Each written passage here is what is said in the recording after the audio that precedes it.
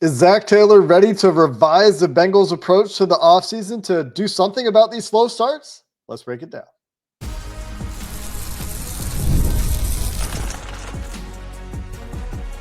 You are Locked On Bengals, your daily Cincinnati Bengals podcast. Part of the Locked On Podcast Network, your team every day. What up, Bengals fans, and welcome to another episode of the Locked On Bengals podcast. I'm your host, Jake Lisco. He's your host, James Rapien, and we are Locked On Bengals on the Locked On Podcast Network, your team every day. The everydayers are already subscribed on YouTube, and if you're looking for a place to get your daily fix of Bengals news and analysis, you're in the right place, whether that's anywhere you get your podcast or on YouTube. You can hit that subscribe button. You won't miss an episode. This week has been packed. We had a draft primer with Mike Renner from CBS Sports on Sunday afternoon, Sunday night, the first episode of the week. We have some takeaways from Duke Tobin's comments and some of the themes that have emerged in the last couple of days at the NFL Combine. And today we're going to talk about what some of the coaches had to say and some of the themes that came up from those coaches in an episode sponsored by FanDuel, where you can get $150 in bonus bets at FanDuel.com in bonus bets if your first $5 bet wins. And James, let's start with Zac Taylor. Zac obviously spoke on the podium. He met with you guys off podium as well. He talked to Judy Batista, and I want to start with a Judy Batista interview quote. And there's obviously plenty to get to on the podium and off podium as well. Zac's gotten really good about not saying a whole lot and compared to his early years in Cincinnati when he was more forthcoming. But asked about slow starts, Zac told Judy Batista, we're looking at revising our whole offseason plan, our training camp plan. And that, to me, stood out significantly among the many, many words Zac Taylor said to not say a whole lot. This acknowledgement that, hey, maybe we do need to do the offseason differently, starting from the various offseason programs before training camp. Yeah, it's something that I thought they had a pretty tough camp last year, but the results were the results, like for them, to be clear. It was different. It was different, and I don't think that has been acknowledged enough. We talked about it last year, but it was different. It was different, and they had two joint practices. They played in the first preseason game. Like there were things that were different from a starter standpoint. And yet you still get off to the slow start. And Duke Tobin said this. He was like, yeah, we got off to the slow start by losing in New England. Like that's the one. I mean, losing on the road against Kansas City, that's a tough loss. But we kind of thought that could happen when the schedule came out. That's not crazy. The Commanders ended up going to the NFC Championship game and were better than people expected. So that's part of it. But you can't continue to be 0-3 or 1-2 or 0-2. And they've just, when you look at the Zac Taylor record in the first couple of weeks of the season, he's got the lone win. The lone win against the Vikings. I believe that's it. And so something has to change. Now, what I did like from Zac's messaging is he was like, we're not going to make it that excuse about Jamar's contract, or we're not going to make it about this or that. But I do think that all of these, there is some circumstantial stuff to each one that can be explained. But ultimately, you have to be able to win games when you're not playing your best football. It doesn't have to be pretty in September, but you need to get W's. And I think that's it. Like when I think about the Patriots, or when I think about the Chiefs, or when I think about any of these teams, if you like, even the Eagles, they started 2-2. It wasn't like they started 0-4 and then figured it out. So it's okay to still be figuring things out as a team in September and even into October, but you got to get wins in the process, and you can't put yourself in this hole where you're just looking up and trying to get to the surface. And that's what the Bengals did, and it was too little too late. And playing like that, there's just so much pressure on every game, every moment. When if you win a couple of those games early on, and the whole landscape of literally every season of the Zac Taylor era, what would have felt much, much different, at least the Zac Taylor, Joe Burrow era. So, yeah, I think the fast start, it was something that they knew about last year, though. Like I had an interview with Ted Karras, And he's like, we got to start fast. And I remember it was like a week before the season, 2 weeks before the season. And I did the schedule game in front of him. And I said, all right, well, let's start here. You have the Patriots, the Chiefs, the Commanders, and the Panthers. You should at least be 3-1 in September, at least. And obviously they were 1-3. So am off at the schedule game. 2, they just continue to start slow, and that can't happen. And to your point, if they're 2-2 in their first 4 instead of 1-3, they're in the playoffs. Mm-hmm. And of course, butterfly effect aside, they're in the playoffs. But it just illustrates the lack of wiggle room when you start like that, and why you often hear those stats. So 0-2 teams have a 5% or whatever it is. I don't remember the number. Hopefully we don't have to talk about it again next year and see these charts thrown in our face. But like a 5% chance to make the playoffs or whatever it is when you start 0-2 or when you start 0-3. But they claw back, and then they go and lose 3 straight games again. And even with that second 3-game losing streak in the middle of the season, before they win 5 straight to finish the season, if you don't start 0-3, you can overcome that and get into the playoffs. Now, you don't want either. You don't want to be losing 3 games in a row in a season, period, when you're trying to compete for the 1 seed. And that was our expectation for this team last year in the preseason. And the defense was not where it needed to be. They were unable to finish games on either side of the ball. That is not just the defense, but obviously when you give up over 400 points in the season, your defense isn't doing so hot. You can't have those slow starts. So I wonder what's in consideration here. One thing that immediately comes to mind is every year we get to the offseason program and mini camp and these things. And every week we're talking about our podcasting schedule for those. Every year we're talking about our podcasting schedule for those weeks, James. And we're like, you think you're going to have to be down there for that last day? Do you think they're actually going to have the players there, or are they going to let them go early?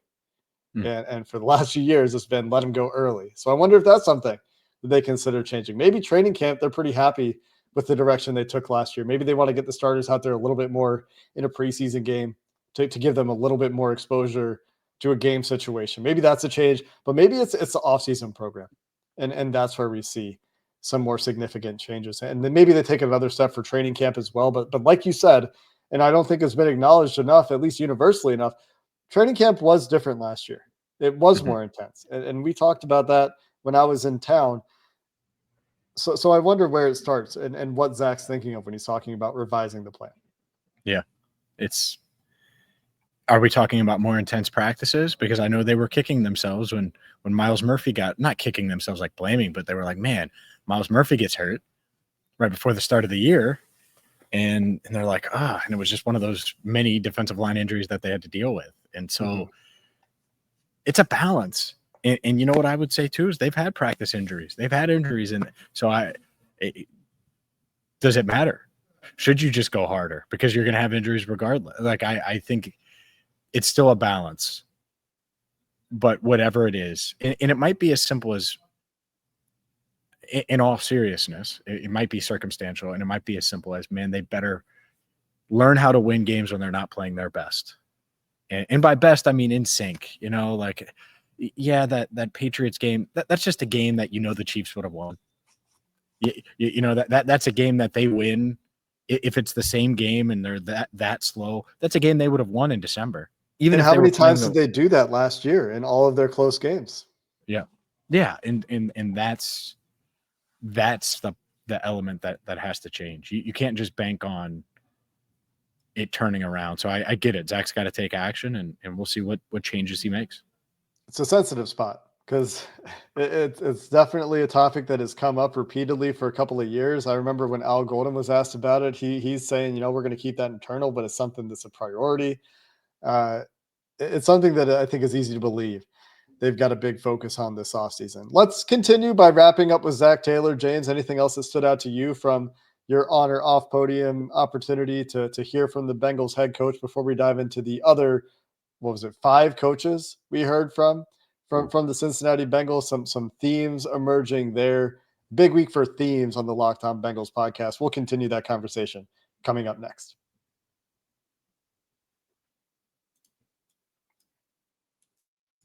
This episode of Locked On Bengals is sponsored by FanDuel, and FanDuel knows that when NBA games tip off, the action is just getting started. And if you're looking to live bet and get in on that action, there's no better place than FanDuel, America's #1 sportsbook, where you can get in on those live bets throughout the game. Even if you miss the opening tip off and you want to bet on a fourth quarter comeback, FanDuel makes it easy for you to stay in on the action. And if you're looking for a bigger payout, you can combine your live bets into a same game parlay. And like I said, if you aren't into the NBA, you might have heard me say this before, they've got NFL future bets out there too. And maybe you like Joe Burrow's MVP odds for next year at this point in the offseason. Well, you can get in on that with FanDuel as well. Right now, new FanDuel customers can get $150 in bonus bets if your first $5 bet wins. Just visit FanDuel.com to join today. That's FanDuel.com for your shot at $150 in bonus bets. You can make every moment more with FanDuel,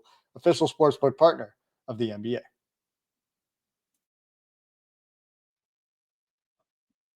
All right, Jake, let's continue with some themes from the Bengals coaching staff and what we've seen and heard this week out of Indianapolis. And we heard from Al Golden. We heard from Dan Pitcher. We heard from the new position coaches as well, including Scott Peters, the offensive line coach.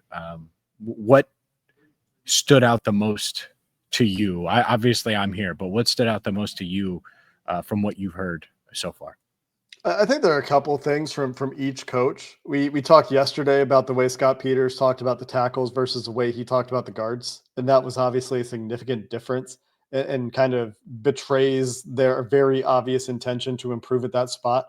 I thought from what I heard from Dan Pitcher, there were some interesting remarks about what they would like the offense to look like in terms of things they learned from this year. I thought from Al Golden, there were some interesting comments about the safety position or lack thereof about a particular safety. I think we'll get to that topic in a bit.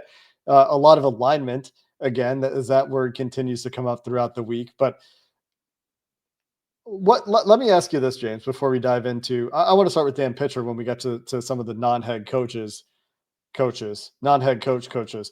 But from Zac Taylor, what did you feel from talking to Zac really translated into your subsequent conversations with coaches from a thematic perspective? Well, I think the biggest thing was the alignment, the messaging on, especially on defense, just kind of echoed is the wrong word, because I don't think they were repeating what Zac said. I think that whether it's being on the same page, whether it's being flexible on defense, whether it's maximizing the young guys, the plan for the young guys, I think all of these guys are in lockstep there. So, I mean, I think that part of it from a defensive perspective probably stands out the most, is just, I think how big of an issue it's been and how frustrating it's been behind the scenes probably stands out, because of how much they're saying, oh, well, this is why we're doing it this way, and this is why we view it this way. And being aligned, I keep using that word because they did, but I think that was a major stress point. And especially early on, you want to talk about slow starts. If you're aligned, you might not have those slow start. That might be one of the changes that helps them early on. Yeah, that was definitely and continues to be a theme. I think that will continue to be a theme when we hear from anyone involved with decision making for the Bengals and trying to set them up for 2025. But Dan Pitcher's comments, a lot of run game talk and 12 personnel talk. And this brings me to a question that is kind of tricky, and I don't know if they'll be able to do it, but it sounded like they really liked what they were able to do with Mike Gesicki and Eric Hall. And Gesicki obviously is a free agent. Eric Hall not expected to be available for 2025.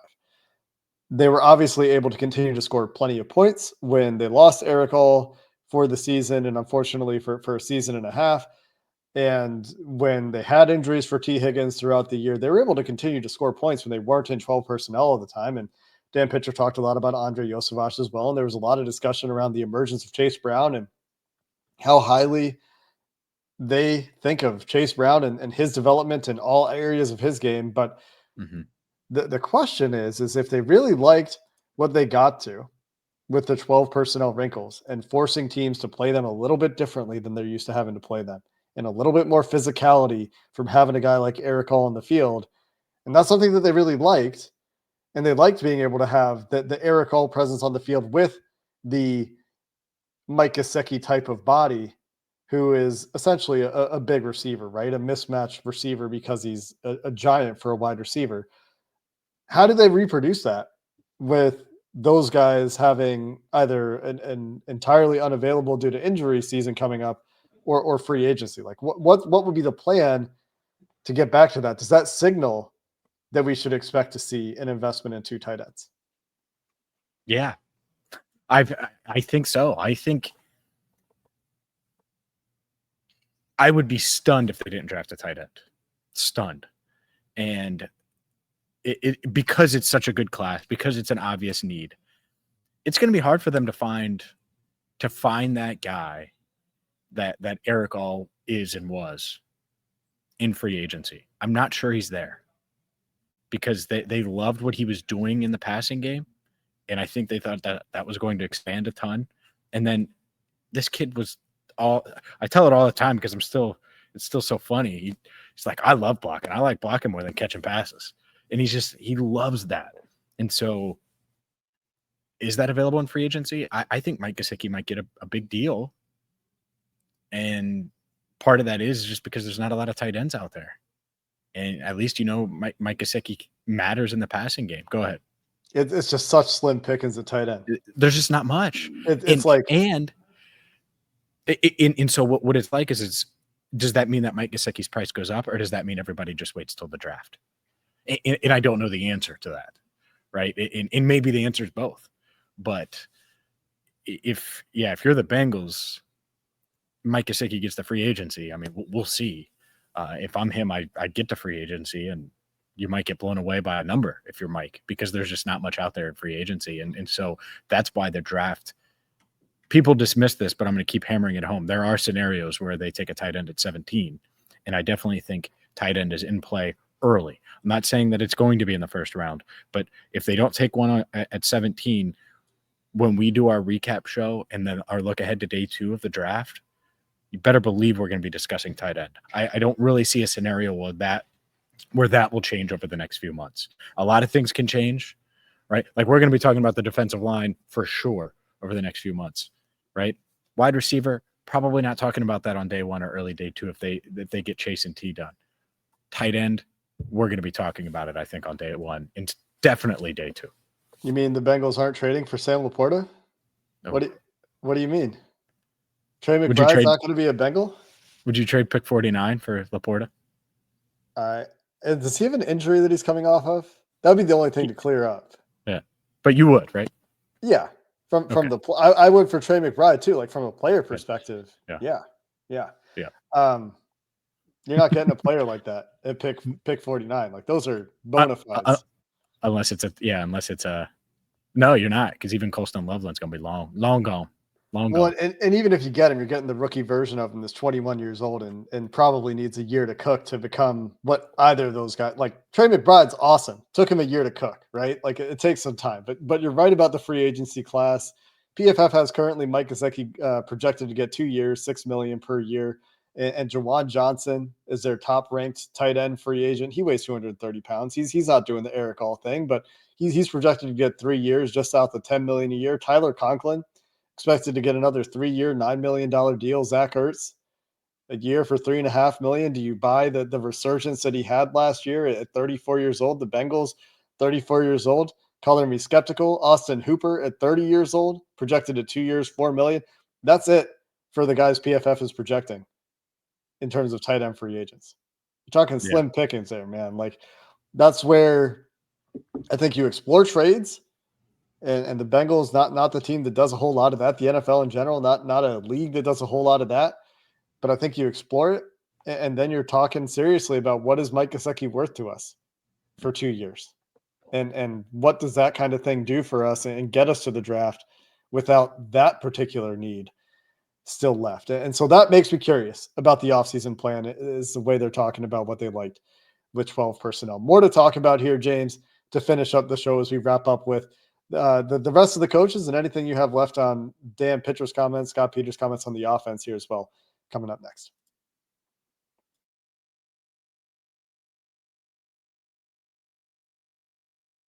Jake, one thing I asked Zach, and I was just kind of curious. I was like, how talented would a tight end or a running back have to be for you to pound the table for him? And he was like, he's like, it's all about the big picture. And they may view it as like, oh, well, we can get a stud tight end that's going to do a lot of what Eric All did. Maybe he's even more dynamic in the passing game, for example, and a little less of a blocker. I'm describing Colston Level. I don't know if they like him or not, but that might be part of their offseason plan. What if it is? I think Zach's comments, he was very much open to that idea and how it fits. He's like, it's all about how everything fits. And Duke said the same thing. We're not going to cross off any positions outside of quarterback today, basically, in round one.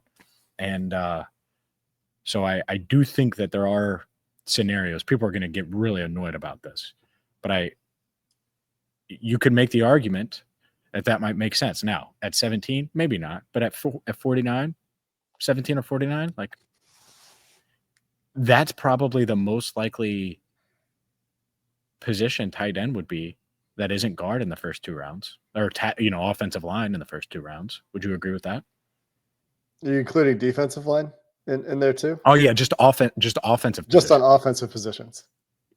Yeah, like guard and then tight end's probably the next one. So yeah, unless I think that would definitely be the most likely. I think the only other one I would make any argument for is if a running back because there are a couple of really good running backs in this class in the second round. That would be the other one that I would put in the conversation.